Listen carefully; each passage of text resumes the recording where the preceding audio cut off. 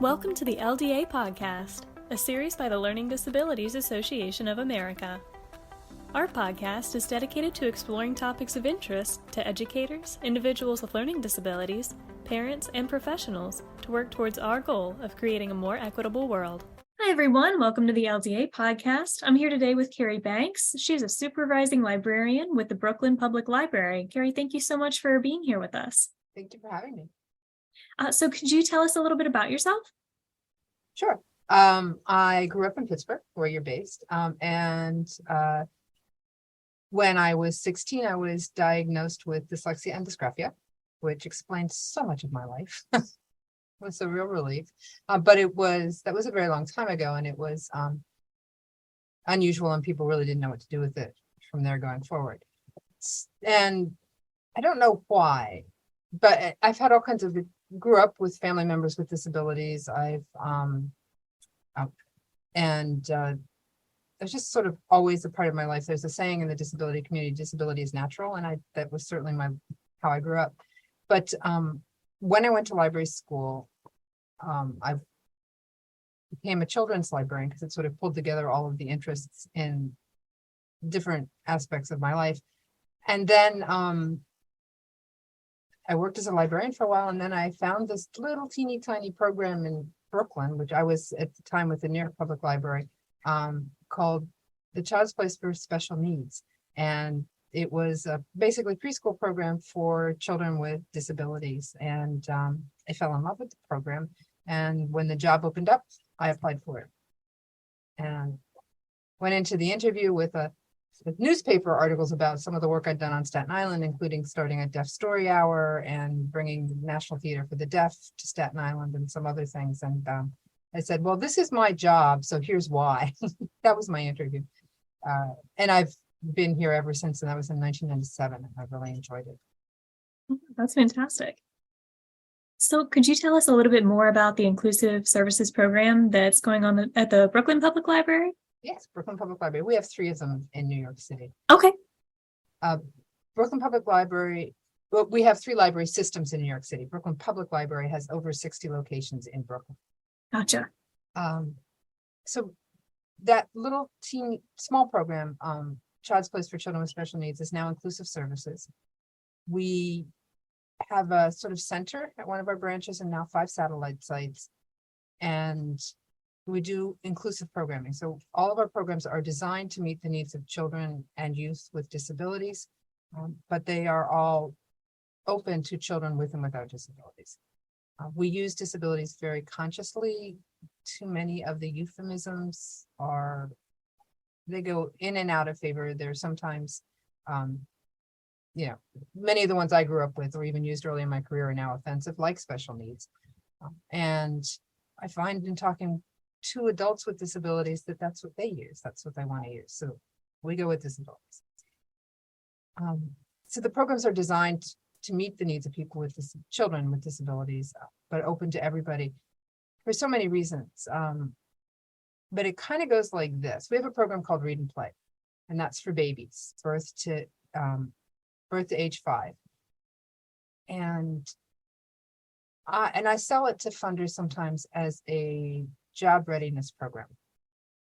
The thing is, I got my first job because my best friend's mother's cousin was opening up a frozen yogurt store, and she needed somebody to work in that yogurt store, and she knew I was looking for a job, so she connected us, right?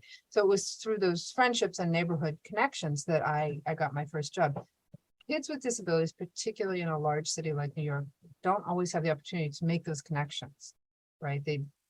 They tend to go, they go to their specialized school, they go to special services, they go to after-school therapies, and at that point, everybody's exhausted.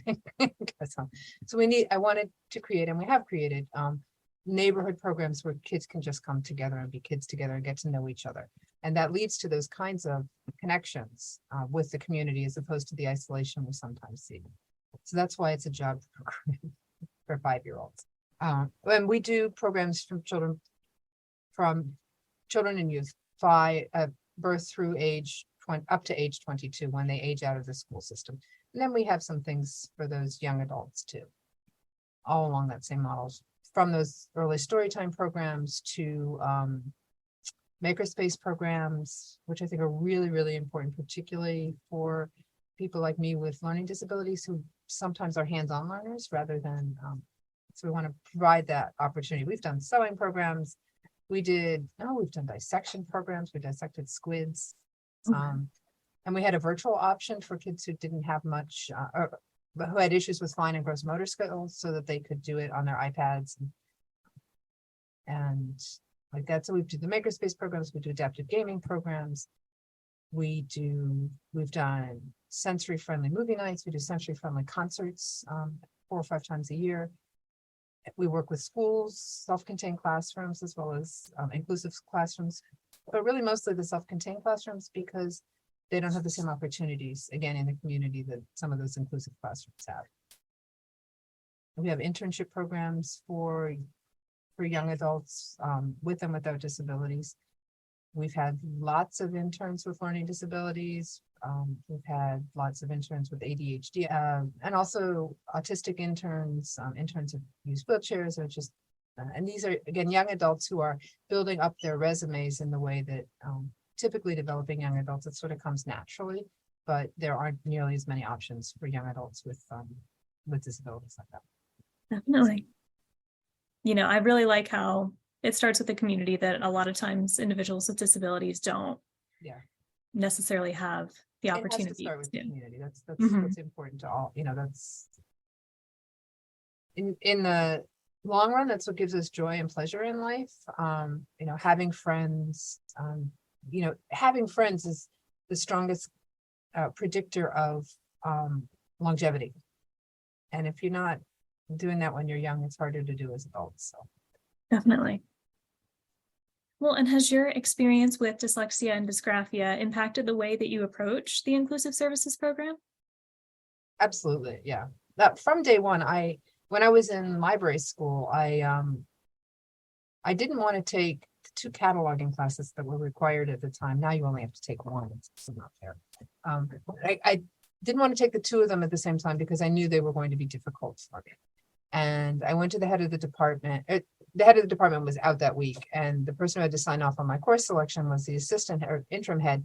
And I told her, she said, well, you have to take those 2 in the same semester. And I said, well, this is why. And she said, oh, well, you just can't be a librarian because you can't have learning disabilities and be a librarian. Anyway, I had to make a big stink. This was before the Americans with Disabilities Act was fully being enforced. It was in it was in the late 80s.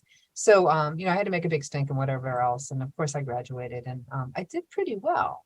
I got like 3rd or 4th in my class. So I sent her my transcripts and I have never donated to that school because of that. But what that did in that very early stage was show me not only the stereotypes and the bias, which I knew was out there, but also the fact that at every level, people saw libraries and learning disabilities, people with learning disabilities as just polar opposites. And so now I'm proud to go around and say I'm probably the only librarian that will admit to not reading or writing well. And I mostly read audiobooks. And since I came here, I've made sure that audiobooks are available for the youth here, as well as things like large print books, which are not traditionally considered for young people, right?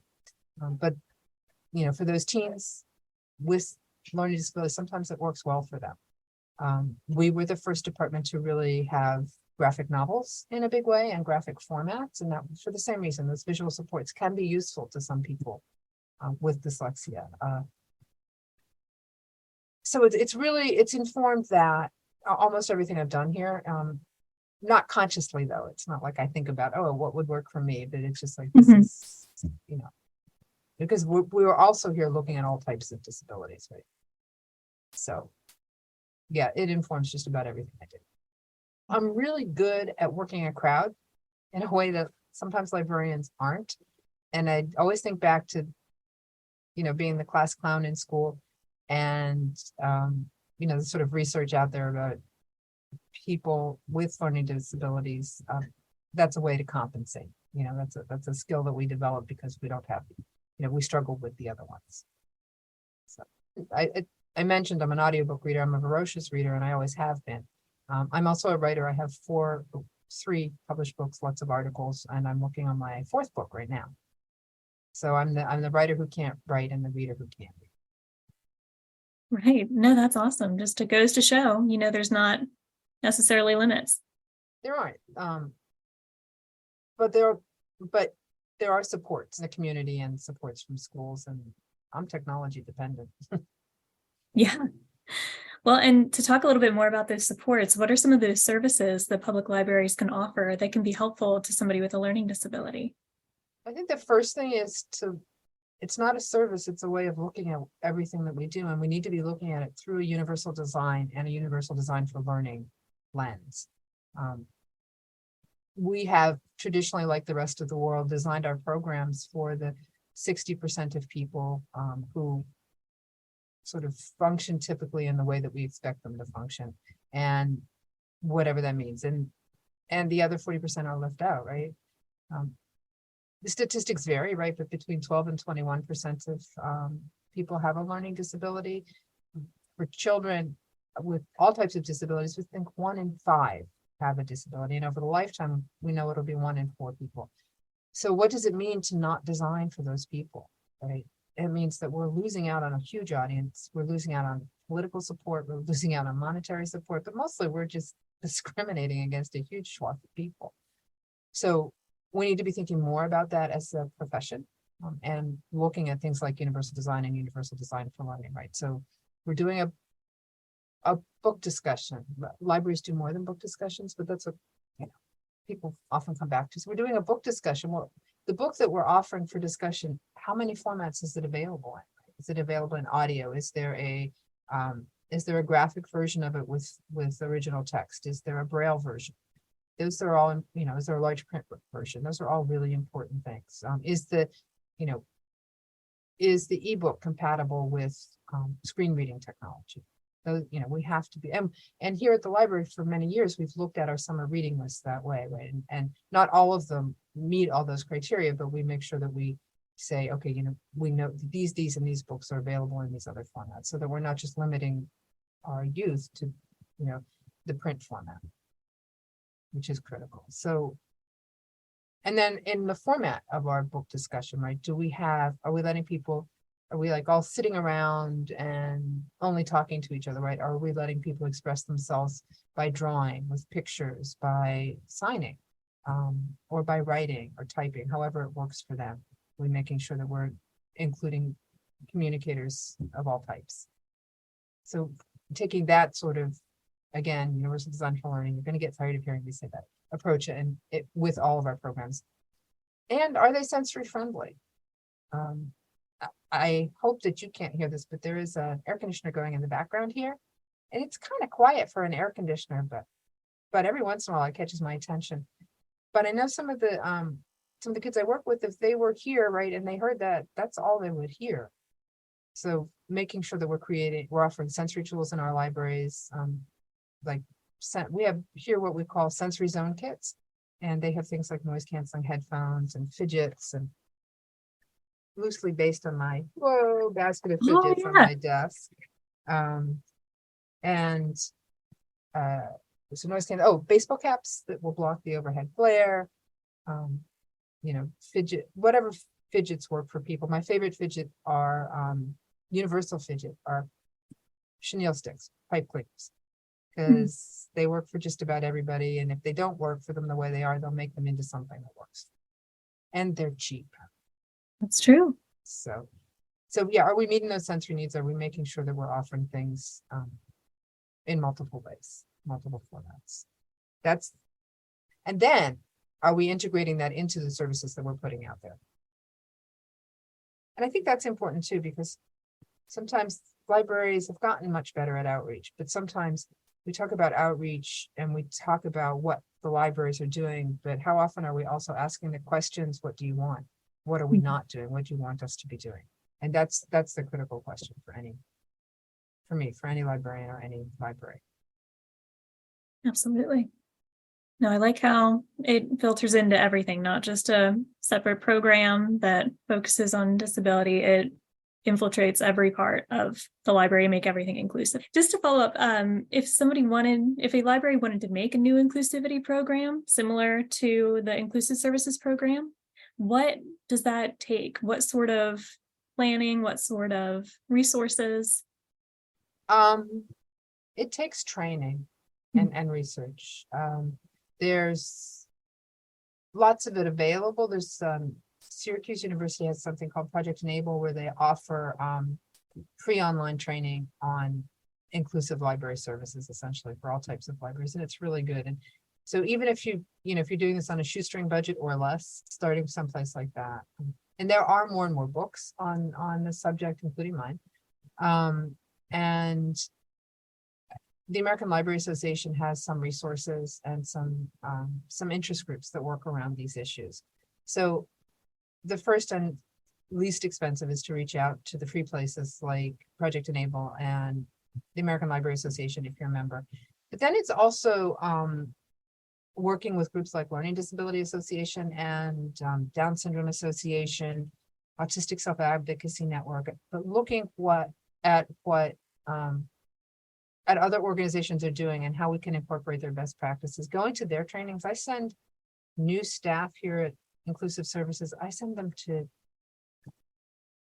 Adapt Community Network, and that used to be United Cerebral Palsy trainings. I send them to Spinal Cord Inc. trainings. I send them to DOE, Department of Education trainings. I send them to every place I can that they're going to learn about people with disabilities and what their needs are, and be able to engage in those conversations about how to improve library services. So it takes the research and again, back to community, the reaching out to the community and the building networks and relationships with community members. That being said, we always focus on the individuals themselves. So sometimes a parent will come into me and say, oh, my child wants this. And I'm like, okay, that's nice. Where's the child? I need to talk to that individual to see what they want. I need to ask them, what was the last book you read and liked? Because then I know what they're comfortable reading, right? Mm-hmm. Rather than, oh, he's in third grade and reads at third grade R level. That's not helpful. And plus, if he does have a learning disability, he's probably not reading at that third grade R level. That's where you want it to be. So from the time that they're children, and with children, that means not talking about the child in front of the child too. Parents, adults, teachers, we tend to do that way too much. We don't like it when people do it to us, and kids don't like it when we do it to them. So, so starting with the children, but then as adults, again, what do they want? Not and centering that experience. That's how we're going to learn. That's how we're going to develop strategies and programs and services that are going to work for them, work for everybody. But you asked about my experiences, and one of my really early experiences in libraries that, not really early, but a few years in, that really made an impression on me was I was a branch librarian of the smallest branch in the New York Public Library System before I came here. And it was a storefront branch, and I was there one day, and this little boy comes in and he asks for a third grade book. He has to do a book report on it tomorrow. Okay, well, that's all right. So I go through all my third grade books that I found at the time boys tended to like. Didn't want any of those. Went through all the third grade books that I found at the time that girls tended to like. He didn't want any of those. This was a very long time ago. And we're going through things, and I'm getting frustrated, and he's getting frustrated. He just stopped and looked at me and he says, "It's okay. It's not your fault. I'm dumb. I have learning disabilities and I'm dumb." And I said to him, well, you know what? I have learning disabilities and I'm not dumb. And I bet you're not either. We just need to find the right book. So then I expanded my search, right? I'd been very linear third grade, but then I expanded my search to things that might be more visual, things that, were really on a second grade level, things like that. And I gave him a whole range of books, and he took some and he went home.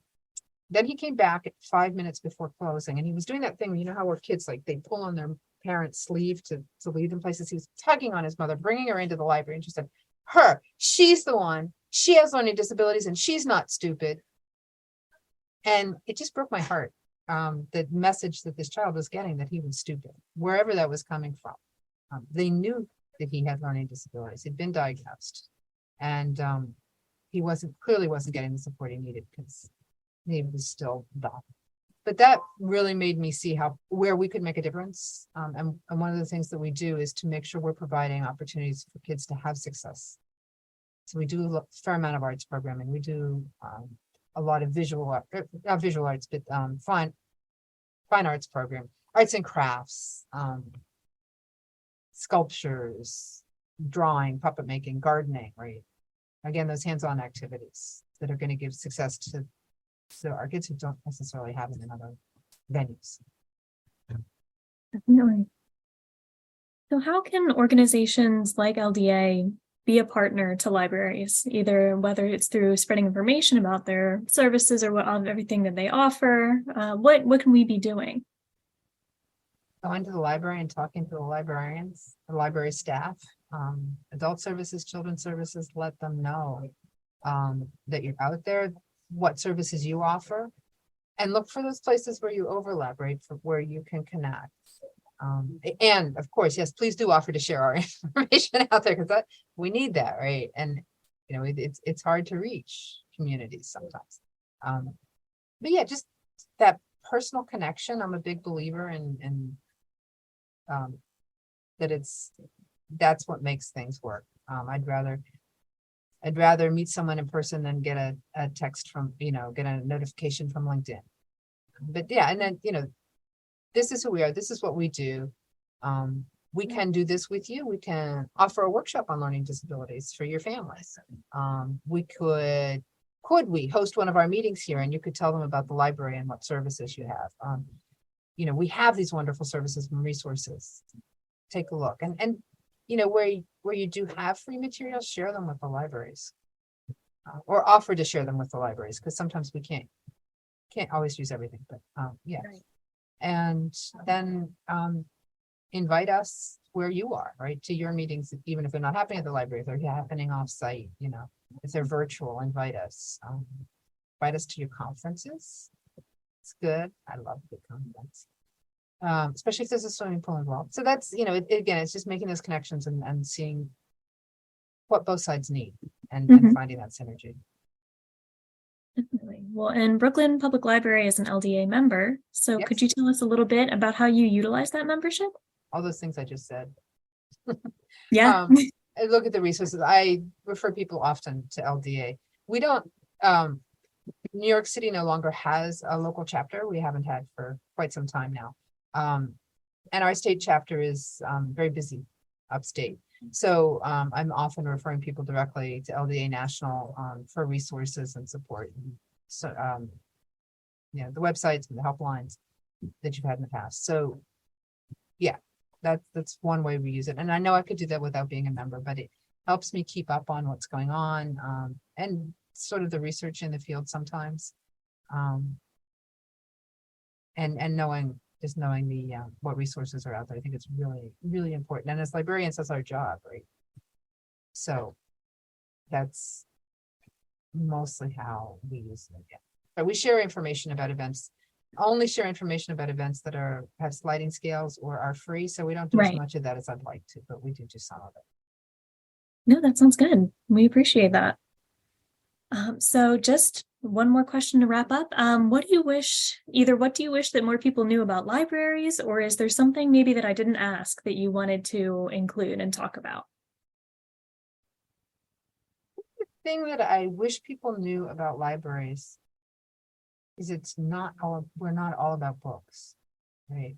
We're about communities and connecting to stories and life skills.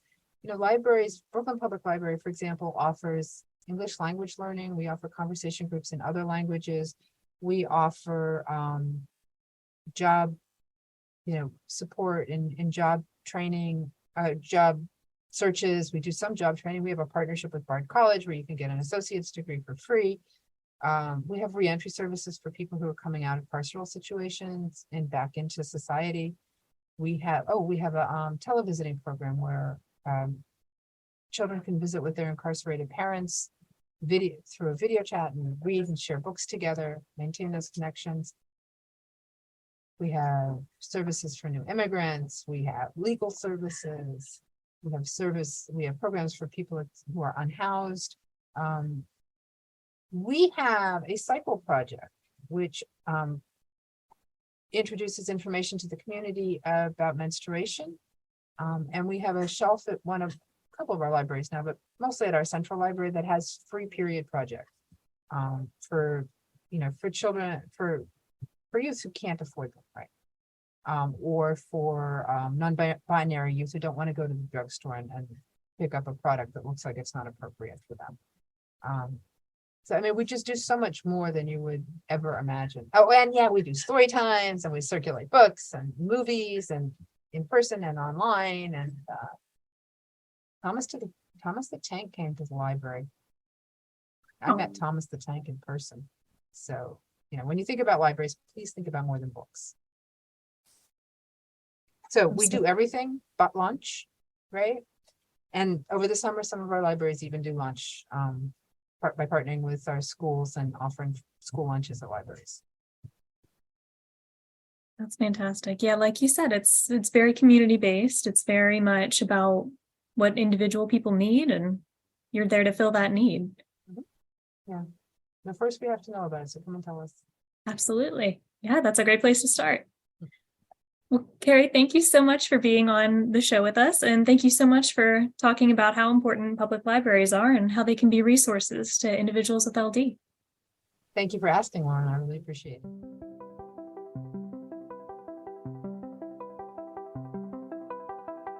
Thank you for listening to the LDA podcast.